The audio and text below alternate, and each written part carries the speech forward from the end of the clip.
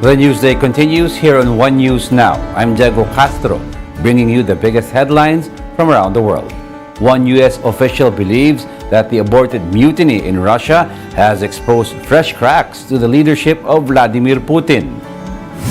U.S. Secretary of State Antony Blinken this weekend Putin in ways that could aid Ukraine's counteroffensive against Russian forces. He noted, though, that the recent developments may take weeks or months to play out. Blinken added that while tensions in Moscow had been growing, he said they have yet to see the final act of Russian mercenaries. The forces led by Yevgeny Prigozhin earlier challenged the government of President Vladimir Putin. We saw the rising tensions over several months that led to this, but exactly where this goes, we don't know. But what we do know is that we've seen real cracks emerge. Again, a direct challenge to Putin's authority. Private Russian military group Wagner chief Yevgeny Prigozhin leaves Russia for Belarus following a deal. Kremlin spokesman Dmitry Peskov said the agreement was brokered by Belarusian President Alexander Lukashenko, who has known Prigozhin personally for about 2 decades. Peskov added that the case against the Wagner chief would also be dropped and that the fighters who took part in the rebellion would not face any action. Была высшая цель избежать кровопролития, избежать конфронтации внутренней, избежать столкновений с непредсказуемыми результатами. И именно во имя этих целей были реализованы посреднические усилия Лукашенко, и президент Путин принял соответствующее решение. In other news, elections in several countries are underway. In Greece, Syriza party leader Alexis Tsipras acknowledged his defeat after reformist Kyriakos Mitsotakis was secured another term as prime minister. Mitsotakis led with 40.5% vote, gaining 158 seats in parliament. Presidential candidates Sandra Torres and Zuri Rios cast their votes in Guatemala during the first round of presidential polls in the country. The second round of elections will run in August. And one woman was severely wounded in Sierra Leone's opposition headquarters following the presidential election. Although witnesses said they heard gunfire from inside the building, it is still unclear what happened to the woman. We'll be back with more stories after the break. Keep it here on One News.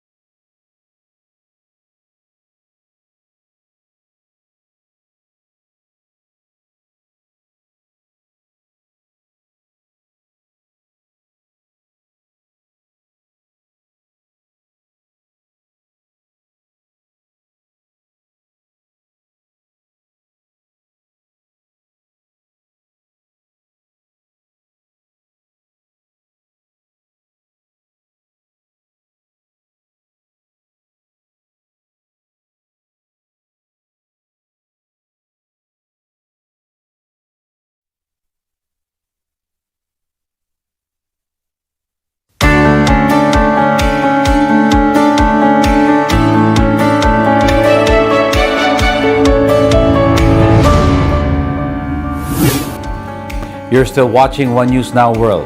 I'm Jago Castro. Hollywood mogul Arnon Milchan testifies in the corruption trial of Israeli Prime Minister Benjamin Netanyahu. Netanyahu watched Milchan's virtual testimony during a court session in Jerusalem on Sunday. Milchan hinted at a deeper patriotic cast to the relationship, saying they did many things in secret for the country.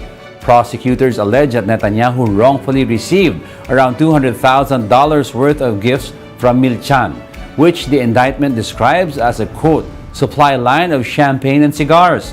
This was allegedly done in exchange of Netanyahu helping Milchan with his business interests and visa status. The Prime Minister has since denied any wrongdoing in the case and two other cases that are being heard in the same trial. One person was killed while several others were left injured in a roller coaster accident in Sweden. According to Gröna Lund Park spokesperson, 14 people were aboard the ride when the front part partially derailed. It then stopped in the middle of the track, with one carriage leaning out. Eyewitnesses said they saw a roller coaster car with people falling to the ground. Emergency responders were quick to arrive at the scene, while police began investigating the incident. Gröna Lund later announced that the 140-year-old amusement park would be closed until further notice. The U.S. Coast Guard is now investigating the cause of the undersea implosion of the Titanic tourist submersible that killed 5 people. The U.S. Coast Guard said it had opened what it called a Marine Board investigation. According to the Coast Guard, they are now working with the FBI to recover evidence from the debris site. Findings will be used to help improve the safety framework for submersible operations worldwide. This as the incident raised questions about the unregulated nature of such expeditions. The Coast Guard also said the probe will help trace whoever may be held legally accountable for the incident. The board will first and primarily work to determine the cause of this marine casualty and the 5 associated deaths. The NBI, however, is also responsible for accountability aspects of the incident, and it can make recommendations to the proper authorities to pursue civil or criminal sanctions as necessary. And those are the top world headlines of the hour. Join us again at 9 a.m. as we continue to monitor the day's biggest stories. Coming right up is Agenda at 8 a.m. I'm Jago Castro. We are One News. All sides, all the time.